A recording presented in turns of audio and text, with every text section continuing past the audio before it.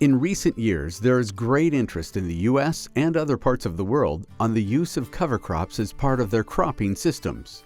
Cover crops are also gaining popularity in the vegetable production systems of California. Cover crops are known to provide a multitude of benefits to agriculture, particularly to soil quality. But what is a cover crop?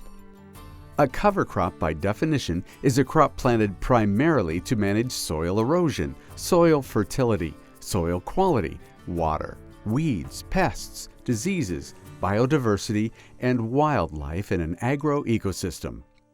Today, we're visiting with Dr. Eric Brennan, who is a research scientist with the USDA ARS in Salinas, California, to learn more about the importance of cover crops. The way I think of them as they're the crop that you grow to improve the soil and provide a lot of other benefits.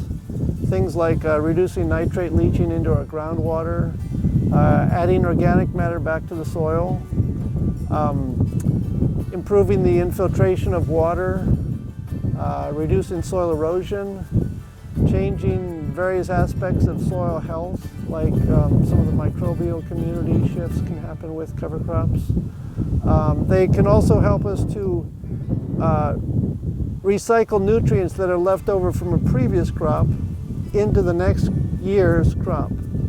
So for example, in Salinas Valley, where we grow a lot of vegetables, if we didn't have a cover crop in this field, the nutrients that were left from our previous crop, let's just say it was broccoli in this case, those would have been very susceptible to leaching during the winter when it was raining. And that nitrogen especially would have gone down into our aquifer and contaminated our aquifer with nitrogen. And when we grow a cover crop like this rye, so this is a rye cover crop, it's got a really extensive root system and it can pick up nitrogen and hold that nitrogen in its biomass. And then when we mow it down and then work that into the soil, that can be recycled back into our next crop. We also actually have, this is a rye vetch mixture, so this is purple vetch. And the rye is just recycling nitrogen that was left over, but the vetch, through biological nitrogen fixation, can actually take nitrogen out of the air and put it into through a symbiotic relationship, put it into the legume, and then that can actually add nitrogen to the field through that symbiotic process. Dr. Brennan explains there are several different types of cover crops used in vegetable production systems in California. So in these systems, in Salinas, there's sort of two major groups of cover crops that we would use. They would be generally a cereal or a non-legume cover crop like rye, like this. Another non-legume that's used commonly here is mustard. There's several different types of mustard. And then the other group would be the legumes like vetch or fava bean or peas. One other non-legume that we have done some work with is buckwheat, but that's more of a warm season cover crop. With a large variety of cover crops, it can be difficult selecting a cover crop. When I select a cover crop, what I'm really looking at, well, a few things. Do I have access to the seed? Is the seed of reasonable cost and in enough quantity that I can plant it at a high enough seeding rate to have the cover crop grow well as suppress weeds? That's a big one. Is the cover crop suitable for the climate? So in this case, we know that rye is a very winter hardy cover crop, so is the vetch, and that grows well in our system. Some other issues would be, what kind of benefits do you want to see in the subsequent crop? So just say I was growing a broccoli crop here next. If I want to get a lot of nitrogen scavenged as well as fixed, then having a legume cereal mixture might be a good fit for this system. You also should, of course, think about what the previous crop was. So just say I came out of this and I had planted, let's just say the next crop is lettuce and the previous crop was broccoli. Broccoli tends to leave a lot of the nutrient that you added to the broccoli crop in the soil after you've taken that broccoli crop down. And so you want a really good scavenger. you want something like a cereal, like this rye, that can get in there and scavenge that nitrogen so that it can be recycled back to the next crop. Let's just say you planted vetch or fava bean or peas instead of a non-legume following broccoli. The problem with that would be that legumes tend not to be good scavengers of nitrogen. And so you probably could have a lot of nitrate leaching even with a legume cover crop after a very high nitrogen input vegetable crop. Another thing that's kind of important with cover crop selection is what's your weed situation like in the field? And how are you going to control those weeds? So planting a cover crop, we often think about all the good things that can happen, like adding soil organic matter and suppressing erosion and doing all those things that we kind of associate with positive things, but cover crops can also create some real problems if they're not planted right and managed right. And our research here has shown that one of the biggest problems has to do with weed growth during the cover crop. So if you don't have a cover crop that's weed suppressive, you're going to possibly be adding a huge amount of weed seed to that soil weed seed bank, and that's going to haunt you in your next vegetable crops. So I always tell growers that's probably one of the most important things is how is your cover crop that you've selected going to suppress weeds? Sometimes we can plant a cover crop like rye and it does a really good job of suppressing them just through competition. But there's other ways to also suppress weeds, like in this cover crop. This is actually cover crops planted on beds. So we planted these just like we would plant a vegetable with 2 lines on a 40-inch bed. And we actually came in and cultivated our cover crop to cultivate out the weeds just like we would cultivate the weeds out of a vegetable crop. So we're relying on mechanical weed control in that case, and that's kind of gives us a few more options. What is the quality of the residue that you're producing going to be like? If you want a cover crop that's going to decompose really quickly prior to your next crop, you want to make sure that it's got enough nitrogen in it, that the carbon to nitrogen ratio is not really high.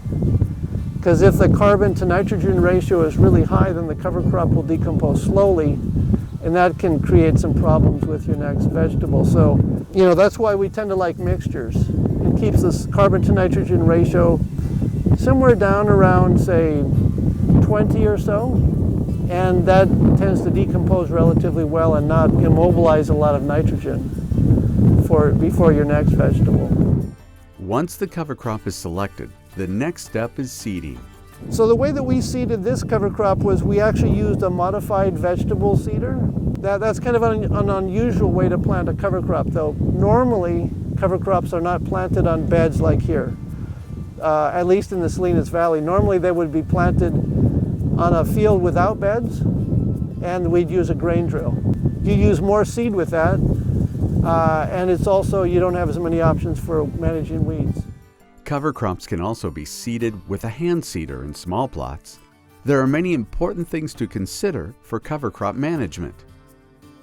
Yeah, so management of the cover crop, probably the most important thing is plant it at an optimal seeding rate. And by optimal, I mean a seeding rate that will give you, remember that first thing, weed suppression, good weed suppression, and a good stand. Once you've got it planted right, hopefully you can get rain that'll germinate it up without having to irrigate it.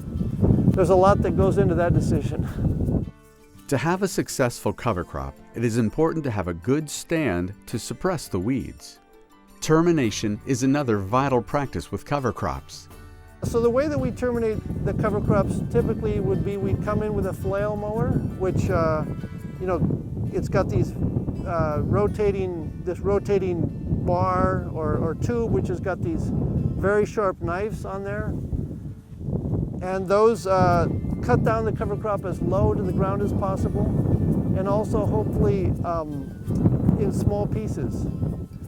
Once that's done, we would then come in with our spader, and we would very intensively till in all that material. And then wait a few weeks and then get this field bedded up for the next vegetable. In organic production systems, the cover crops are rolled or flail mowed, thus leaving a thick residue on the soil surface. However, in conventional cropping systems, the cover crop is killed with a broad-spectrum herbicide, and then the next crop is either planted or transplanted using a strip tiller or a no-till transplanter. So what are the benefits of cover crops? Probably the first thing that a farmer could see in terms of a benefit would be, did the cover crop reduce some problems that you commonly would have without a cover crop? Visual problems, like did it reduce erosion? Did it reduce runoff from the field? That's a very obvious benefit that you can see right away. So that's an easy one. Another easy one, relatively easy one to see would be, has the cover crop provided services for other aspects of your system, say beneficial insects? So a good example of that would be a few weeks ago when I was in this cover crop and I was taking some biomass samples, there were lady beetles, about several of them every single meter of this bed. And those lady beetles eat aphids, which are on our strawberries and on our vegetables. So without a cover crop here, those lady beetles wouldn't have any kind of habitat to hang out in. They don't want to hang out in a bare field. But what can work really well with a cover crop is if the cover crop has got aphids on it that are different than the aphids that would normally go in your vegetables, the lady beetles have a food source which can tie them over until they would then be going and looking for aphids in your vegetables or your economic crops. So that's one way to see another benefit. So they would be providing benefits in terms of biological control services. Another obvious benefit that you could quantify would be, how does it affect your next vegetable's yield? And in our long-term study, we've been measuring yield, and what we find is with the same fertilizer inputs, a cover crop can often increase the yield of a vegetable by several fold. So, and that's because the cover crop is recycling nutrients, back into the next vegetable. So yield benefits tend to be relatively obvious and easy to see, especially if you're not over-fertilizing. Some of the more subtle benefits, like changes in soil organic matter or changes in the microbial community in the soil, those take more time to see often. Knowing when to plant a vegetable crop after the termination of a cover crop can vary greatly. If you transplant the next vegetable, it's much easier than if you plant the next vegetable from seed. So in our long-term systems study, we have always transplanted 2 vegetables after our cover crops. And the reason I like transplanting rather than going from seed is that I don't have to worry about all this residue. Lettuce seed's very small even when it's pelleted. Broccoli seed is small also. And it can have problems when it's trying to emerge through a bunch of what growers here call trash. It's kind of ironic, but people call this, I consider this gold, but it's also considered trash in a sense that there's a lot of stuff in the field that gets in the way of our vegetable seedlings trying to emerge. So if you don't have to deal with that issue, you can just go from transplants. It makes it a lot easier. Typically for, just say we work this cover crop down and then we wanted to plant a month later, that would be possible. If you were going from seed, you may have to wait a little bit longer. You also might not want that cover crop to get as big if you were going from seed. Now another issue that's probably important to keep in mind though is different cover crops are different in that way. For example, if you had a mustard cover crop here, the growers in our area often say mustard mows down or goes down just like butter. It's easy. You can mow it and then you can work the beds and there's not a lot of trash or residue left. Whereas this rye cover crop tends to leave a lot of stuff that's still visible on the surface. So if you did have to plant a vegetable, it's probably easier to plant into mustard with seed than it would be to, say, plant into rye. So just a summary then, usually at least a month we wait after mowing down and incorporating the cover crop, because we need to have that decompose and then start to get it to where we can have our planter or our seeder go through there, our transplanter. Some vegetables are better suited for cover crop systems. The more challenging ones to follow a cover crop would be, say, baby mix, spring mix. You know, something like spinach planted in a high density, or the baby lettuces. Those would be tough to follow a cover crop. And the reason for that is those are all planted by seed. They're all planted with seed that is not pelleted, so it's very small seed. They've got to be planted, you know, about that deep, and so there's not a lot of tolerance for this stuff sticking on top there. And the other challenge with planting a baby mix right after a cover crop would be most of those baby mixes are mechanically harvested. And what the harvesters don't want is a bunch of stuff like this sticking up when they come in to mow off that or harvest off that baby mix, because this will go up with the harvested material, and that's just not a good situation. So crops that would work well would be things like romaine lettuce, broccoli, things that where we harvest them manually tend to be better following a cover crop than things that would be mechanically harvested for when they're really small. There are some new innovations being seen in cover crop systems in California.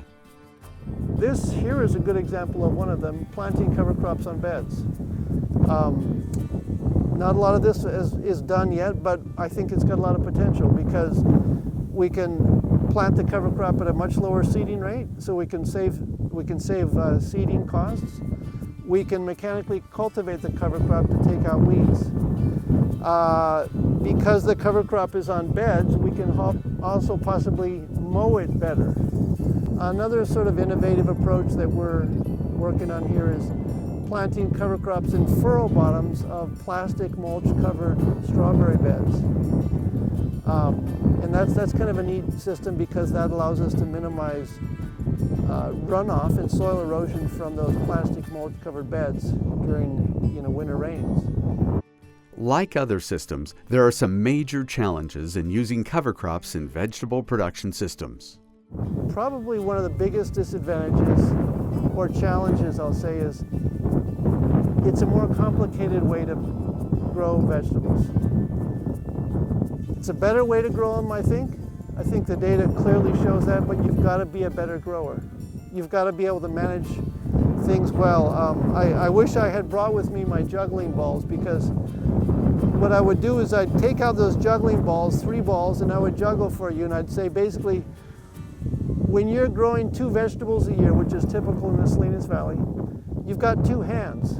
It's not very hard to juggle 2 balls. Adding a 3rd ball is like adding a cover crop to that system. You've only got 2 hands, you've got 3 balls. One's got to be in the air all the time. You've got to be a much better grower. You've got to be able to juggle those 3 different things. And you're going to make mistakes. Guaranteed you're going to make mistakes. But if you practice, and I have a video that's titled "Cover Cropping is Like Juggling." If you practice, you'll get better at it. So difficulties, challenges, disadvantages, it's more complicated, but there's so many benefits. From what I've seen, how a cover crop can change our soil systems, I wouldn't want to grow vegetables without cover crops. But I realize you've got to focus on the cover crop. You've got to really pay attention to what's it doing. What are its needs? What are you doing wrong? How can you make it work better? It's a learning process, but it's a fun one. And it's something that I see one of the biggest parts of my job is to do research on cover crops, but also help growers learn how to cover crop better. And we make lots of mistakes here, and I try to share those mistakes. as well as our successes, so that other people can hopefully learn from those and use them in their systems also. So you can check out some of those videos there. If you go to the YouTube, just go and type in Brennan, my last name, Brennan, organic, and there's a YouTube channel that has several different videos that I've made. More information on cover crops can be found in the University of California's Cover Cropping for Vegetable Production, a Grower's Handbook.